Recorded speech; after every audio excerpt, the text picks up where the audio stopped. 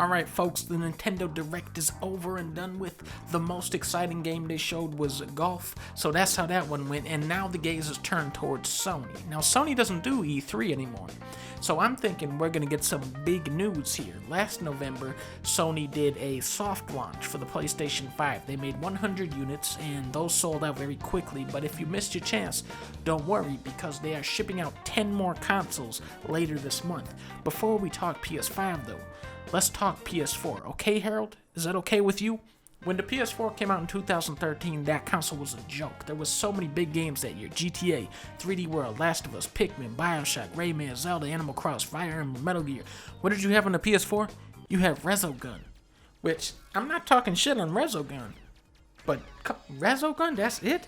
Then 2014, Nintendo just fucking steamrolled these guys. Mario Kart, Bayonetta, Donkey Kong, the 3-hit combo. Sony had nothing. It wasn't until 2 to 3 years after it launched that the PS4 started to become a respectable console. So the question is, how long are we gonna have to wait for PS5 to get its first real deal game? Naughty Dog. This is Sony's golden studio. They put PlayStation on the map with Crash Bandicoot, and gradually over the PS3, PS4 era, they have become the driving force behind PlayStation. These guys just put out Last of Us 2, so their next project should probably come out like next month. It should probably be done.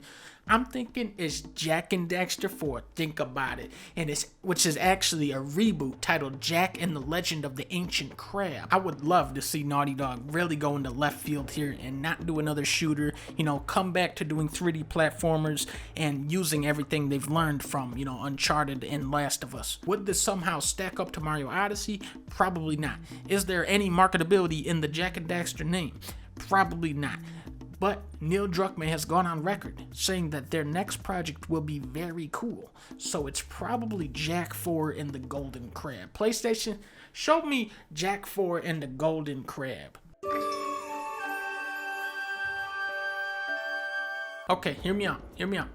Next Naughty Dog game is a new IP. Dinosaurs are involved, but they're cute dinosaurs, but they have guns. It's called Dino Gunther. Gameplay wise, it'll be similar to Uncharted, but with a heavier emphasis on platforming and exploration. It's still going to be very story driven with that naturalistic dialogue you expect from Naughty Dog, except that dialogue is now coming out of a dinosaur's mouth. I do think there is this expectation for Naughty Dog's games to push the envelope in terms of realistic graphics, so check this out.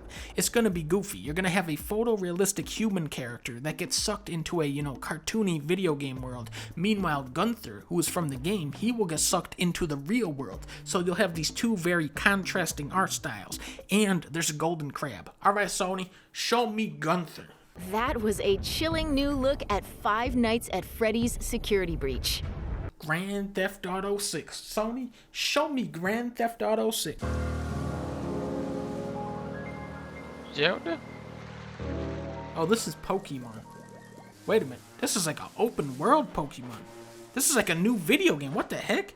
It's like the Pokemon people actually made a new video game. It kind of looks like they made it in Dreams game, though. This does not look very good. How the fuck is this the top selling video game franchise? This shit is making me mad. Let's talk about like a real video game. Resident Evil 8.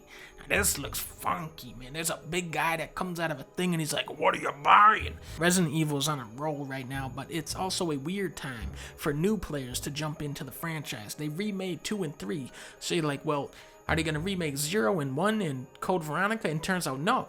They're remaking Resident Evil 4 next. However, from what I remember, RE7 was kind of a clean break, which is probably why they're calling this one Resident Evil Village and trying to be like, hey, fuck those other games. Deathloop. Now, for my money, I like Fruit Loop more, but that's just me. This looks fun, but what they really need is a really stupid-ass, wacky story. Remember Dishonored? No, of course not. Nobody remembers those games because the story in that game was the most generic shit in the world. The game itself was very well made. You had this great stealth action gameplay. The levels were, really detailed and polished. Deathloop, you just need a good story. It doesn't have to be a masterpiece story.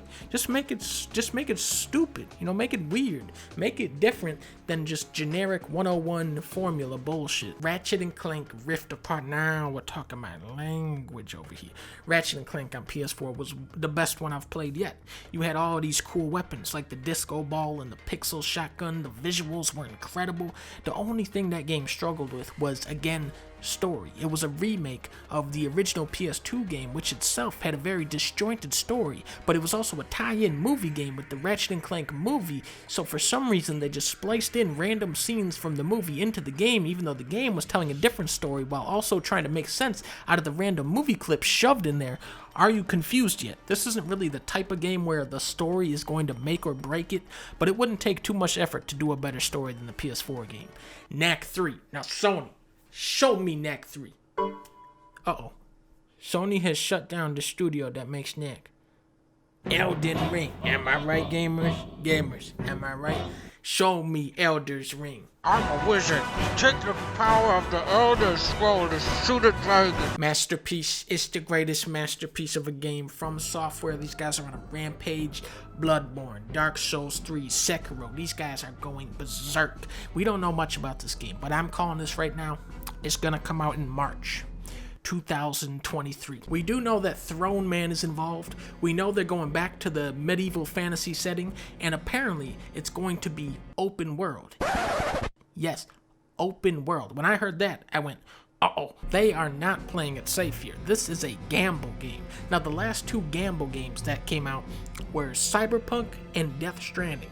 So there is a very real chance this could blow up in their face.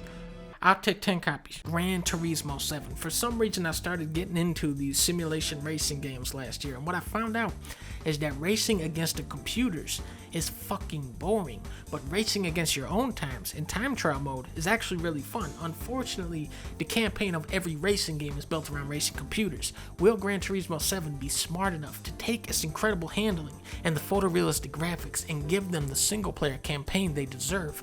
No, but they are adding a character called Rupert. Alright, enough fucking around. Sony, bring out the big guns. God of War 2. Sony, show me God of War 2.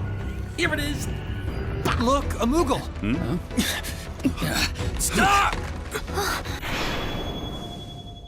Final Fantasy VII Remake Intergrade. They're remaking the first part of the remake. Ladies and gentlemen, welcome to the new Kingdom Hearts. This shit is gonna go off the rails now. This is just the tip of the iceberg. It's gonna get insane now. There was gonna be 14 different games you have to play to get the fucking story. Before this remake is over, you are going to have to play a fucking Final Fantasy VII Battle Royale mobile game to get the full storyline.